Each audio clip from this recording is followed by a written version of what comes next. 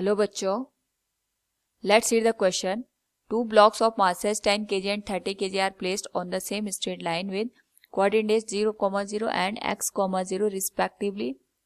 The block of 10 kg is moved on the same line through a distance of 6 cm towards the other block. The distance through which the block of 30 kg must be moved to keep the position of center of mass of the system unchanged is, here we have given 4 options. And here the key concept will be centre of मास. तो centre of mass हमारे पास यहाँ पे कोई भी जो body होती है जो n नंबर ऑफ पार्टिकल से मिलके बनी होती है, जहाँ पे हर एक पार्टिकल का मास डिफरेंट होता है, वहाँ पे हम एक ऐसा मास कंसिडर करते हैं जहाँ पे होल जो सिस्टम है या बॉडी है उसका मास कंसंट्रेटेड होता है. Now according to the question यहाँ पे हमारे पास 2 ब्लॉक दे रखे हैं, एक 10 kg का दे रखा है और दूसरा 30 kg का. तो सपोज ये ब्लॉक 10 kg का है and this will be given as of the 30 kg. Now यहाँ पे उनका जो कोऑर्डिनेट है ये 0, 0 पे हमारे पास दे रखा है, यानी ये ओरिजिन हमने कंसिडर कर लिया है, और दूसरे के जो कोऑर्डिनेट है वो x, 0 के बराबर है, यानी इनके बीच की जो डिस्टेंस है वो x के बराबर है. The block of 10 kg is moved on the same line through a distance of 6 centimetre toward the other block. यानी हमने 10 kg को इस डायरेक्शन में 6 सेंटीमीटर से शिफ्ट कर दिया. तो हमसे पूछा गया कि 30 kg को हम किस डायरेक्शन में शिफ्ट करें और कितने सेंटीमीटर से, ताकि जो पूरे सिस्टम का सेंटर ऑफ मास है वो अनचेंज रहे. तो इसके लिए हम यहाँ पे डायरेक्ट फॉर्मूला यूज कर सकते हैं, that is change in the centre of मास. क्योंकि हम यहाँ पर केवल x कोऑर्डिनेट की बात करें, so we will write here del x centre of mass, यानी जो सेंटर ऑफ मास हमारे पास x के अलोंग चेंज हुआ होगा that will be written as m1 into जो हमारे पास पहला मास है इंटू इसकी पोजीशन में जितना चेंज आया that is del x1 plus m2 into change in the position of the second mass divided by m1 plus m2.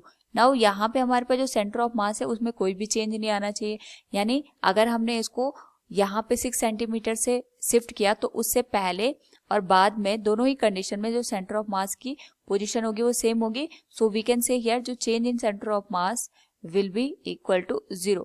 m1 हमारे पास 10 kg के बराबर दे रखा है, डेल x1 की वैल्यू हमारे पास यहाँ पे 6 के बराबर हो जाएगी, क्योंकि पहले इसकी पोजीशन 0, 0 पे थी. अब हमने 6 सेंटीमीटर से इसको शिफ्ट कर दिया, यानी change in the position of the 10 kg mass will B 6 plus m2 की जो वैल्यू है दैट विल बी 30 इंटू जो डेल x2 है इसको हम यहाँ पे सेम अभी रखेंगे, क्योंकि हमें यही बताना है कि जो हमने 30 kg का ब्लॉक है उसको किस डायरेक्शन में और कितने सेंटीमीटर से शिफ्ट किया है, divided by m1 plus m2 that is 10 plus 30 40 के बराबर. ये मल्टीप्लाई हो जाएगा 0 के साथ, so it will be 0 and it will become 60 plus 30 into del x2 equal 0. Now यहाँ पे अगर हम इस होल वैल्यू को सॉल्व करें it will be del x2 equals -60 divided by 30 that is -2 centimetre के बराबर.